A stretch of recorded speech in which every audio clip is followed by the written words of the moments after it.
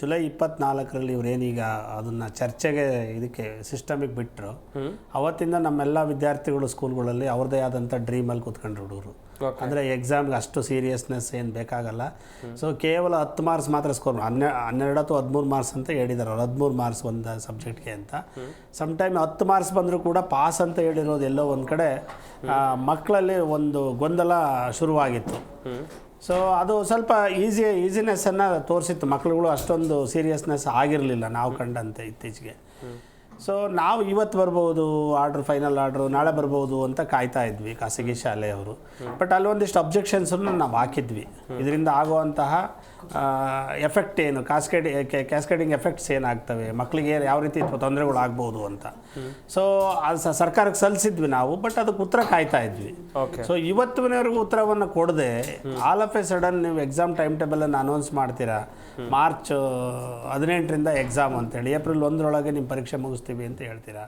So ಹಂಗೆ ಹೇಳಿದಾಗ ಮತ್ತಷ್ಟು ನಮಗೆ ಗೊಂದಲ ಶುರುವಾಗುತ್ತೆ. 35 ಮಾರ್ಕ್ಸ್ಗೆ ಇವ್ರು ಫಿಕ್ಸ್ ಮಾಡ್ತಾರಾ ಅಂತ, 35%ಗೆ ಇವ್ರು ಫಿಕ್ಸ್ ಮಾಡ್ತಾರಾ ಅಂತ.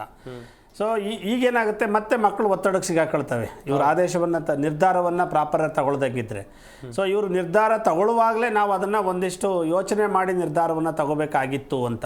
ಯಾಕೆ ಅಂತಂದರೆ, ನೀವು ಹೇಳೋದಕ್ಕೆ 33% ಅಂತೀರಾ, 20% ಇಂಟರ್ನಲ್ ಮಾರ್ಕ್ಸ್ ಅಂತ ಹೇಳ್ತೀರಾ. 20 × 6 ಅಂತಂದರೆ ಅಲ್ಲಿಗೆ ಎಷ್ಟಾಯಿತು, 120 ಆಯಿತು. ಸೊ ಈಗಿನ ಮಕ್ಕಳು ತೆಗಿಬೇಕಾಗಿರೋದು ಎಷ್ಟು, ಕೇವಲ 86 ಅಥವಾ 87 ಮಾರ್ಕ್ಸು ಔಟ್ ಆಫ್ 505 ಮಾರ್ಕ್ಸ್ಗೆ. ರಿಟರ್ನ್ ಎಕ್ಸಾಮ್ 505 ಮಾರ್ಕ್ಸ್ಗೆ ಅವ್ರು ತೆಗಿಬೇಕಾಗಿರೋದು 87-88 ಮಾರ್ಕ್ಸ್ ಆಗುತ್ತೆ. ಅಂದರೆ 13 ಅವರೇಜ್ ತೆಗಿಬೇಕು. ಆದರೆ 10 ಮಾರ್ಕ್ಸ್ ತಗೊಂಡ್ರು ಕೂಡ ಇನ್ನೊಂದು ಸಬ್ಜೆಕ್ಟಲ್ಲಿ 16 ತಗೊಂಡಿದ್ರೆ ಅದು ಪಾಸ್ ಆಗುತ್ತೆ.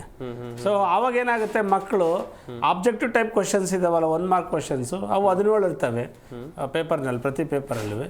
ಸೊ ಅವಾಗ ಸುಲಭವಾಗಿ 10 ಮಾರ್ಕ್ಸನ್ನು ನಾವು ತಗೊಳ್ತೀವಿ, ಬೇರೆದನ್ನು ಅಷ್ಟೊಂದು ತಲೆ ಕೆಡಿಸ್ಕೊಳ್ಳೋದು ಬೇಕಾಗಿಲ್ಲ ಅಂತ ಒಂದಿಷ್ಟು ಮಕ್ಕಳಿಗೆ ಪರೀಕ್ಷಾ ಸೀರಿಯಸ್ನೆಸ್ಸು ಮತ್ತು ಕಲಿಕಾ ಸೀರಿಯಸ್ನೆಸ್ಸು ಕಡಿಮೆ ಆಗುತ್ತೆ ಅನ್ನೋದನ್ನು ನಾವು ಸರ್ಕಾರಕ್ಕೆ ತಿಳಿಸಿದ್ವಿ. ಆಮೇಲೆ ನೀವು 20 ಮಾರ್ಕ್ಸ್ಗೂ ಕೂಡ ಏನು 20 ಮಾರ್ಕ್ಸನ್ನು ಇಂಟರ್ನಲ್ ಕೊಡ್ತೀರಲ್ಲ, ಅಲ್ಲಿ CBSE ಮತ್ತು ICSEನಲ್ಲಿ ಕೆಲವು ಅದಕ್ಕೆ ಆದಂಥ ನಿಬಂಧನೆಗಳಿದ್ದಾವೆ. ಈಗ ಅಟೆಂಡೆನ್ಸನ್ನು ತಗೋಬಹುದು. ಅಟೆಂಡೆನ್ಸ್ ಎಷ್ಟು ಪರ್ಸೆಂಟೇಜ್ ಇದೋ ಅದ್ರ ಮೇಲೆ ಒಂದಿಷ್ಟು 5 ಮಾರ್ಕ್ಸ್ ಅಂತ ಅಟೆಂಡೆನ್ಸ್ ಇಟ್ಕೊಂಡ್ರೆ ಆ ಪರ್ಸೆಂಟೇಜ್ ಮೇಲೆ 5 ಮಾರ್ಕ್ಸ್ ಕೊಡೋ ಅಂಥದ್ದು ಇರ್ಬೋದು. ಆಮೇಲೆ discussion, debate, role play, so ಅಥವಾ ಸೆಮಿನಾರು, ಸೊ ಇಂಥವಕ್ಕೆ ಮಕ್ಕಳು ಭಾಗವಹಿಸಿ ವರ್ಷ ಪೂರ್ತಿ ನೀವು ಕಂಡಕ್ಟ್ ಮಾಡಿರೋ ಎಷ್ಟು, ಅದರಲ್ಲಿ ಎಷ್ಟು ಮಕ್ಕಳು ಪ್ರಿಪೇರ್ ಮಾಡಿ ಕೊಟ್ಟಿದ್ದಾರೆ ಶಾಲೆಯಲ್ಲಿ ಅಸೈನ್ಮೆಂಟ್ಸು ಅಂಥವನ್ನೆಲ್ಲವ. ಸೊ ಅಂಥವಕ್ಕೆ ಇಷ್ಟು ಮಾರ್ಕ್ಸ್ಗಳು ಅಂತ ಇಟ್ಬಿಟ್ಟು ಅದರಲ್ಲಿ ಎಷ್ಟೆಷ್ಟು ಅಂತೇಳಿ ಸ್ಕೋರ್ ಮಾಡಿ ತೆಗ್ಸೋ ಅಂಥದ್ದು. ಅದನ್ನು ಇವ್ಯಾಲ್ಯುಯೇಟ್ ಮಾಡೋದಕ್ಕೆ ಕ್ಲಸ್ಟರ್ ಅಂತ ನಮ್ಮಲ್ಲಿ ಮಾಡಿದ್ದಾರೆ.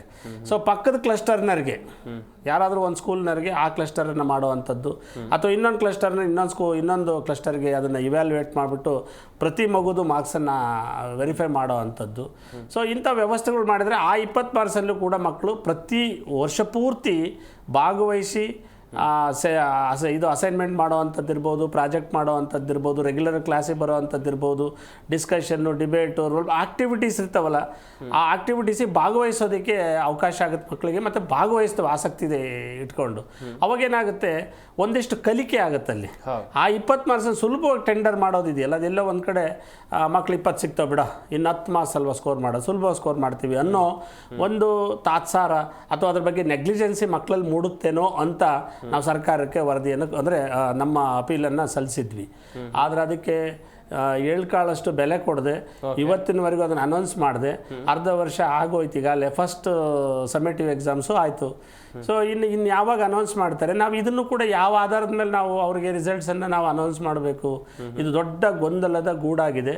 ಸೊ ಈ ವಿಚಾರದಾಗೆ ಸರ್ಕಾರ, ನಾವು ಈಗಿರೋ ನಮ್ಮ ಪ್ರಿನ್ಸಿಪಲ್ ಸೆಕ್ರೆಟರಿಗೆ ಹೇಳ್ಬೋದು, ಅದರ್ವೈಸ್ ನಮ್ಮ ಕಮಿಷನರ್ಗೆ ಹೇಳ್ಬೋದು, ಬಟ್ ಈ ವರ್ಷ ಭಾಳಷ್ಟು ನಿರ್ಧಾರಗಳನ್ನು ಭಾಳ ನಿಧಾನವಾಗಿ ತಗೊಳ್ಳೋದ್ರಿಂದ ಭಾಳಷ್ಟು ಇಂಪ್ಯಾಕ್ಟ್ ಆಗ್ತೈತೆ ಶಿಕ್ಷಣದ ವಿಚಾರದಲ್ಲಿ. ಶೈಕ್ಷಣಿಕ ಪ್ರಗತಿ ಈ ರಾಜ್ಯ ದಕ್ಷಿಣ ಭಾರತದಲ್ಲೇ ಅತ್ಯಂತ ಕೆಳಮಟ್ಟಕ್ಕೆ ಹೋಗ್ತಾ ಐತೆ. ಸೊ ಅದಕ್ಕೆ ಕಾರಣರು ಒಂದು ಕಡೆ ಅಧಿಕಾರಿಗಳಾದರೆ, ಇನ್ನೊಂದು ಕಡೆ ನಮ್ಮ ಸರ್ಕಾರನೂ ಅಂತ ನಾನು ನೇರವಾಗಿ ಹೇಳೋದಕ್ಕೆ ಇಚ್ಛಿಸ್ತೀನಿ. Yes sir, S. ಗಮನಿಸ್ತಾ ಇರ್ಬೋದು ವೀಕ್ಷಕರೇ, ಸರ್ಕಾರದ ನಿಧಾನಗತಿಯ ನಿರ್ಧಾರಗಳು ಎಷ್ಟರ ಮಟ್ಟಿಗೆ ವಿದ್ಯಾರ್ಥಿಗಳನ್ನ ಗೊಂದಲಕ್ಕೀಡು ಮಾಡಿದೆ ಎನ್ನುವಂಥ ವಿಚಾರದ ಕುರಿತಂತೆ ಲೋಕೇಶ್ ತಾಳಿಕಟ್ಟಿ ಅವರು ಮಾಹಿತಿಯನ್ನು ಕೊಡ್ತಾ ಇದ್ರು.